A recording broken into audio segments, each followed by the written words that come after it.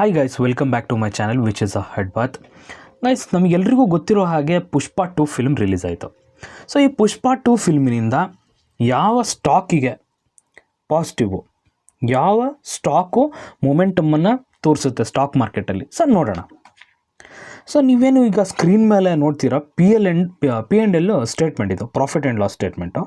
So ಆ particular company ನಾನು ಏನು ಹೇಳಕ್ಕೆ ಹೋಗ್ತಿದ್ದೀನಪ್ಪ, ಏನು ಡಿಸ್ಕಸ್ ಮಾಡೋಕ್ಕೆ ಹೊರಟಿದ್ದೀನಿ. ಸೊ ಆ ಒಂದು ಪರ್ಟಿಕ್ಯುಲರ್ ಕಂಪನಿ ಸೊ ಕನ್ಸಿಸ್ಟೆಂಟಾಗಿ ನೆಟ್ ಪ್ರಾಫಿಟನ್ನು ನೀವು ಅಬ್ಸರ್ವ್ ಮಾಡಿ, -153, -10 ಎಲ್ಲದೂ ಮೈನಸಲ್ಲೇ ಇದೆ. ಆಲ್ಮೋಸ್ಟ್ ವ್ಯಾಲ್ಯೂಸು ಎಲ್ಲದೂ ಮೈನಸಲ್ಲೇ ಇದೆ. ಎಲ್ಲೋ ಒಂದು 10ರಲ್ಲಿ ಒಂದು 8 ಸಲ ನೆಗೆಟಿವಲ್ಲೇ ಇದೆ. ಏನೊಂದು 2 ಸಲ ಮಾತ್ರ ಪಾಸಿಟಿವ್ ಆಗಿ ನಮಗೆ ರಿಟರ್ನನ್ನು ತೋರಿಸಿದೆ ಅದು ಆ ಒಂದು ಏನು ಸ್ಟಾಕು. ಸೊ ಆ್ಯಕ್ಚುಲಿ ಹೇಳೋದಾದರೆ ನಮ್ಮ ಇಂಡಿಯಾದಲ್ಲಿ ಫಿಲ್ಮ್ನ ಬಗ್ಗೆ ತುಂಬ ಕ್ರೇಜ್ ಇದೆ.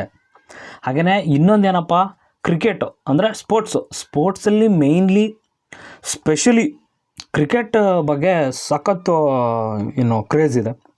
ಸೊ ಹಂಗೇ ಎಂಟರ್ಟೈನ್ಮೆಂಟ್ ಫಿಲ್ಮ್ ಬಗ್ಗೆನೂ ಹೆವಿ ಕ್ರೇಜು. ಸೊ ಅಫ್ಕೋರ್ಸ್ ಎಲ್ಲರೂ ಕೂಡ ಇವಾಗ ಪುಷ್ಪನ ನೋಡ್ತಿದ್ದಾರೆ. ಸೊ ಸ್ಕ್ರೀನ್ ಮೇಲೆ ನೋಡ್ಬೋದು ನೀವು, released across 38 global territories. Pushpa 2 currently has a world wide gross total of 800 crores. ತುಂಬಾ ಚೆನ್ನಾಗಿ ಇತ್ತೀಚಿನ ದಿನಗಳಲ್ಲಿ ತುಂಬಾ ಚೆನ್ನಾಗಿ ಈ ಒಂದು ಮೂವಿ ದುಡ್ಡನ್ನು ಕಲೆಕ್ಷನ್ ಮಾಡ್ತಾಯಿದೆ. ಸೊ ಅಲ್ಟಿಮೇಟಾಗಿ ಏನಾಗ್ತಿದೆಯಪ್ಪ ಅಂತ ಹೇಳಿದ್ರೆ, ಇಲ್ಲಿ ಬಿಸ್ನೆಸ್ ಮಾಡ್ತಾ ಇದೆ ಇದು, ಅಂದರೆ ದುಡ್ಡನ್ನು ಮಾಡ್ತಿದೆ. So they are getting the money. So ಈ ಕಾರಣದಿಂದ ನಾನು ಈಗ ಪಿ ಆ್ಯಂಡ್ ಎಲ್ ನಾನೇನು ತೋರಿಸಿದ್ದೆ, 8 ಸಲ ನೆಗೆಟಿವ್ ಇತ್ತು, 10ರಲ್ಲಿ 2 ಸಲ ಮಾತ್ರ ಪಾಸಿಟಿವ್ ಆಗಿತ್ತು. ಸೊ ಆ ಕಂಪನಿಯ ಒಂದು ಕಮ್ಬ್ಯಾಕ್ ಏನಾದರೂ ಆಗಬಹುದಾ? ಸೊ ನೋಡೋಣ ಏನಾಗುತ್ತಪ್ಪ ಆ ಒಂದು ಕಂಪನಿಯ ಹಣೆ ಬರ ಅಂತ ಹೇಳ್ಬಿಟ್ಟು. ಸೊ ನಾನು ಏನು ಡಿಸ್ಕಸ್ ಮಾಡ್ತಾಯಿದ್ದೀನಿ, ಸೊ ಆ ಕಂಪನಿ ಬೇರೆ ಯಾವುದೂ ಅಲ್ಲ, PVR ಐನಾಕ್ಸ್. ಕೆಲವು ದಿನಗಳ ಹಿಂದೆ PVRೇ ಸಪ್ರೇಟ್ ಆಗಿತ್ತು, ಐನಾಕ್ಸೇ ಸಪ್ರೇಟ್ ಆಗಿತ್ತು. ಇವಾಗ ಏನಾಗಿದೆ, ಮರ್ಜರ್ ಆಗಿಬಿಟ್ಟು PVR ಐನಾಕ್ಸ್ ಆಗಿದೆ. ಯಾಕಂದರೆ PVR ಒಂದು ದೊಡ್ಡ ಕಂಪ್ನಿ ಆಗಿತ್ತು. So Inox compare to PVR ಸಣ್ಣದಿತ್ತು. So okay. ಸೊ 5 ವರ್ಷದ ಒಂದು ಚಾಟ್ ಪ್ಯಾಟ್ರನನ್ನು ನಾನು ತೊಗೊಂಡಿದ್ದೀನಿ ಇದರಲ್ಲಿ. ಸೊ 5 ವರ್ಷದ ಒಂದು ಚಾಟ್ ಪ್ಯಾಟ್ರನನ್ನು ನೋಡೋದಾದರೆ ಓಕೆ, ಅಂತ ಏನು ಪರ್ಫಾರ್ಮೆನ್ಸ್ ಕೊಟ್ಟೇ ಇಲ್ಲ. 5 ವರ್ಷದಿಂದ ಬರೀ 2% ಮಾತ್ರ ರಿಟರ್ನನ್ನು ಕೊಟ್ಟಿದೆ. 5 ಇಯರಿಂದ 5 ವರ್ಷದಿಂದ ಬರೀ 2% ರಿಟರ್ನನ್ನು ಕೊಟ್ಟಿರ್ತಕ್ಕಂಥ ಒಂದು ಕಂಪ್ನಿ ಇದು. ಸೊ ಮುಂಚೆನೇ ನಾನು ನಿಮಗೆ ತೋರಿಸಿದೆ ಯಾವ ಥರ ಆಗಿದೆ ಅಂತ ಹೇಳ್ಬಿಟ್ಟು. ಸೊ ಓಕೆ, ಬೇಸಿಕಲಿ ಏನು ಬರುತ್ತೆ ನಮ್ಮ ಕ್ವಶನಿಗೆ, ನಮ್ಮ ತಲೆಗೆ ಇವಾಗ ಕ್ವೆಶ್ಚನ್ ಅಂತ ಹೇಳಿದ್ರೆ, ಯಾಕಪ್ಪ ಸತತವಾಗಿ 5 ವರ್ಷದಿಂದ ಬರೀ 2%? ಯಾಕೆ, ಏನಾಗಿರ್ಬೋದು? ಸೊ ರೀಸನ್ ಮೊದಲನೇದು ನೋಡೋದಾದರೆ, ಕೋವಿಡ್ ಟೈಮಲ್ಲಿ ಏನಾಗುತ್ತಪ್ಪ ಅಂತ ಹೇಳಿದ್ರೆ, ಅಫ್ಕೋರ್ಸ್ ನಮಗೆಲ್ಲರಿಗೂ ಗೊತ್ತು, ಲಾಕ್ಡೌನ್ ಮಾಡಿದರು, ಹೊರಗಡೆ ಹೋಗೋಂಗಿಲ್ಲ, ಆ ಥರ ಇತ್ತು.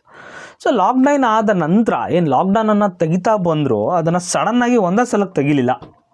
ಸೊ ಒಂದು ಸ್ಟೇಜಲ್ಲಿ first stage, second stage, third stage ಈ ಥರ ಮಾಡ್ಕೊತ ಬಂದರು. ಫಸ್ಟ್ ಸ್ಟೇಜಲ್ಲಿ ಏನಪ್ಪ, ಎಸೆನ್ಷಿಯಲ್ ಸರ್ವೀಸಸ್ ಜನಕ್ಕೆ ಏನು ಬೇಕೋ ಅದನ್ನು. ಸೊ ಎರಡನೇದು, ಆಮೇಲೆ ಸ್ವಲ್ಪ ಬೇರೆ ಬೇರೆ ಸೆಕ್ಟರ್ಗಳನ್ನು ಸಡಿಲ ಮಾಡಿದರು.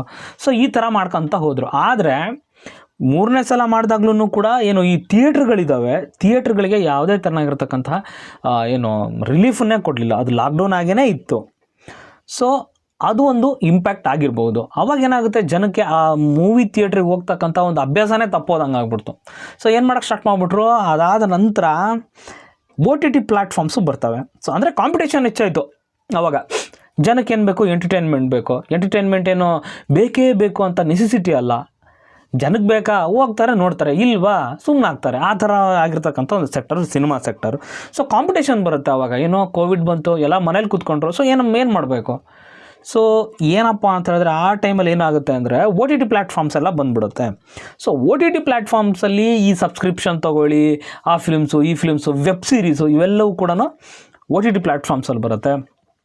ತದನಂತರ ಬಾಲಿವುಡ್ಡಲ್ಲಿ ಫಿಲ್ಮ್ಸ್ ಆಗ್ತಾ ಇರ್ತವೆ. ಒಂದು ಜಮಾನದಲ್ಲಿ ಬಾಲಿವುಡ್ಡು ಫುಲ್ ಟಾಪಲ್ಲಿತ್ತು. ಅಂದರೆ ಏನೇ ಮೂವಿ ಆದ್ರೂ ಚೆನ್ನಾಗಿ ಓಡ್ತಿತ್ತು. ಒಳ್ಳೆ ಮೊಮೆಂಟಮನ್ನು ತೋರಿಸ್ತಿತ್ತು. ಎಷ್ಟೋ ದಿನಗಳ 100 ದಿನಗಳ ಕಾಲ 150 ದಿನಗಳ ಕಾಲನೂ ಅದು ಥಿಯೇಟ್ರ್ನಲ್ಲೇ ಇರ್ತಿತ್ತು. ಸೊ ಇತ್ತೀಚಿನ ದಿನಗಳಲ್ಲಿ ಏನಾಯ್ತಪ್ಪ ಅಂತ ಹೇಳಿದ್ರೆ, ಫಾರ್ ಎಕ್ಸಾಂಪಲ್ ಪುಷ್ಪ 2ನೇ ನಾವು ತಗೊಳ್ಳೋದಾದರೆ, ಇವಾಗ ನೋಡಿ ಎಷ್ಟೋ ಭಾಷೆಗಳಲ್ಲಿ ಅದನ್ನು ರಿಲೀಸ್ ಮಾಡಿದ್ದಾರೆ. ಸೊ ಹಿಂದಿಲಿ ರಿಲೀಸ್ ಮಾಡಿದ್ದಾರೆ, ತಮಿಳು, ತೆಲುಗು, ಕನ್ನಡ ಸುಮಾರು ಭಾಷೆಗಳಲ್ಲಿ ರಿಲೀಸ್ ಮಾಡಿದ್ದಾರೆ. ಸೊ ಅದ್ರ ವಿಶೇಷವಾಗಿ ಇನ್ನೊಂದು ಏನಪ್ಪ ಸುದ್ದಿ ಅಂತ ಹೇಳಿದ್ರೆ, ಹಿಂದಿಯಲ್ಲಿ ಏನು ಮಾಡಿದಾರಲ್ಲ ಫಿಲ್ಮು, ಏನು ಡಬ್ ಮಾಡಿದಾರಲ್ಲ, ಸೊ ಅದೇ ಜಾಸ್ತಿ ದುಡ್ಡನ್ನು ಮಾಡ್ತಿದೆಯಂತೆ compare to Tamil Telugu. So ಹಿಂದಿಲಿ ಮಾಡಿರ್ತಕ್ಕಂಥದ್ದು ಜಾಸ್ತಿ ದುಡ್ಡನ್ನು ಮಾಡ್ತಿದೆ. ಓಕೆ, ಅದೊಂದು ಕಡೆ ಆದರೆ ಓಕೆ, ಬಾಲಿವುಡ್ಡಿಗೆ ಬರೋದಾದರೆ ಬಾಲಿವುಡ್ ತುಂಬಾ ಚೆನ್ನಾಗಿರ್ತಿತ್ತು. ಸೊ ಇತ್ತೀಚಿನ ದಿನಗಳಲ್ಲಿ ಕ್ರಿಯೇಟಿವಿಟಿ ಇಲ್ಲ, ಸ್ಟೋರಿ ಲೈನ್ ಎಲ್ಲ ಒಂದೇ, ಯಾವುದೋ ಹಳೇದನ್ನು ತೊಗೊಂಡೋಗ್ಬಿಟ್ಟು ಏನೋ ಹೊಸ ಒಂದು ಟಚ್ ಕೊಟ್ಬಿಟ್ಟು ಹೊಸದಾಗಿ ಒಂದು ಹೊಸ ಪ್ರೆಸೆಂಟೇಷನನ್ನು ಕೊಡ್ತಕ್ಕಂಥದ್ದು, ಆಗಿನ ಜಮಾನದನ್ನು ಈಗಿನ ಜಮಾನದಕ್ಕೆ ತೋರಿಸ್ತಕ್ಕಂಥದ್ದು. ಸೊ ಈ ಥರ ಮಾಡ್ತಾ ಇದ್ದಾರೆ. ಸೊ ಏನಾಗುತ್ತೆ, ಜನಕ್ಕೆ ಬೋರ್ ಬಂದ್ಬಿಡ್ತು, ಜನ ಸ್ಟಿಕಾನ್ ಹೋಗ್ಬಿಟ್ರೆ ಯಾವುದಕ್ಕೆ OTT ನೋಡೋಣ ಅಂತ. ಸೊ ಥಿಯೇಟ್ರ್ ಕಡೆ ಹೋಗೋದನ್ನು ಕಡಿಮೆ ಮಾಡಿಬಿಟ್ರು. ಅದರಿಂದ ನೀವು ಕೇಳ್ಬೋದು, ಪುಷ್ಪ 2 ಒಂದೇ ಒಂದು ಸಿನಿಮಾ PVRನ ನೆಕ್ಸ್ಟ್ ಲೆವೆಲಿಗೆ ತೊಗೊಂಡು ಹೋಗ್ಬೋದಾ? ಇಲ್ಲ, ಖಂಡಿತ ಇಲ್ಲ. ಸೊ ಏನೊಂದು ಶಾರ್ಟ್ ಟರ್ಮಲ್ಲಿ ಒಂದು ಮೊಮೆಂಟಮನ್ನು ಕೊಡುತ್ತೆ, ಒಂದು ಶಾರ್ಟ್ ಟರ್ಮ್ ಮೊಮೆಂಟಮ್ ಅಂತೂ ಇದ್ದೇ ಇರುತ್ತೆ. ಬಟ್ ಲಾಂಗ್ ಟರ್ಮಲ್ಲಿ ಮತ್ತೊಂದು ಈ ಥರ ಚೆನ್ನಾಗಿರ್ತಕ್ಕಂಥ ಮೂವಿಗಳು ಬರಬೇಕು, ಸೂಪರ್ ಹಿಟ್ ಮೂವಿಗಳು ಬಂದಾಗ ಮಾತ್ರ ಈ PVRಗೆ ಒಂದು ಹೆಲ್ಪ್ಫುಲ್ ಆಗಿರುತ್ತೆ, ಅಂದರೆ ಮೊಮೆಂಟಮನ್ನು ಕೊಡೋದಕ್ಕೆ, ಮೂವ್ ಆಗೋಕ್ಕೆ. ಓಕೆ, PVR ಬಗ್ಗೆ ನೋಡೋದಾದರೆ ಮಾರ್ಕೆಟ್ ಕ್ಯಾಪಿಟಲೈಸೇಷನ್ 14,591 ಕೋಟಿ ಇದೆ. ಸೊ ಸ್ಕ್ರೀನ್ ಮೇಲೆ ನೀವು ನೋಡ್ಬೋದು. ನಾನು ಮುಂಚೆನೇ ಹೇಳಿದಾಗೆ PVR ಸಪ್ರೇಟ್ ಇತ್ತು, ಐನಾಕ್ಸೇ ಸಪ್ರೇಟ್ ಇತ್ತು. ಇವಾಗ PVR ಐನಾಕ್ಸ್ ಎರಡು ಮರ್ಜ್ ಆಗಿದ್ದಾವೆ. ಸೊ PVR ಅಫ್ಕೋರ್ಸ್ ದೊಡ್ಡದಿತ್ತು. ಸೊ ಹಾಗಾಗಿ ಓಕೆ, ನೆಕ್ಸ್ಟ್ ನೋಡೋದಾದರೆ ಶೇರ್ ಹೋಲ್ಡಿಂಗ್ ಪ್ಯಾಟ್ರನ್ನು. ಸೊ ಶೇರ್ ಹೋಲ್ಡಿಂಗ್ ಪ್ಯಾಟ್ರನನ್ನು ನೀವು ನೋಡೋದಾದರೆ ನೋಡಿ, ಪ್ರಮೋಟರ್ಸು 27% ಪ್ರಮೋಟರ್ಸ್ ಇದ್ದಾರೆ. 2020-21ನಲ್ಲಿ 17 ಇರ್ತಕ್ಕಂಥವ್ರು ಕನ್ಸಿಸ್ಟೆಂಟಾಗಿ ತಮ್ಮ ಒಂದು ಸ್ಟೇಕನ್ನು ಜಾಸ್ತಿ ಮಾಡ್ತಾ ಬರ್ತಾ ಇದ್ದಾರೆ, ಯಾರು ಪ್ರಮೋಟರ್ಸ್ಗಳು. ಹಾಗೆಯೇ FII ಫಾರಿನ್ ಇನ್ಸ್ಟಿಟ್ಯೂಷನ್ ಇನ್ವೆಸ್ಟರ್ಸನ್ನು ನೋಡೋದಾದರೆ 20%.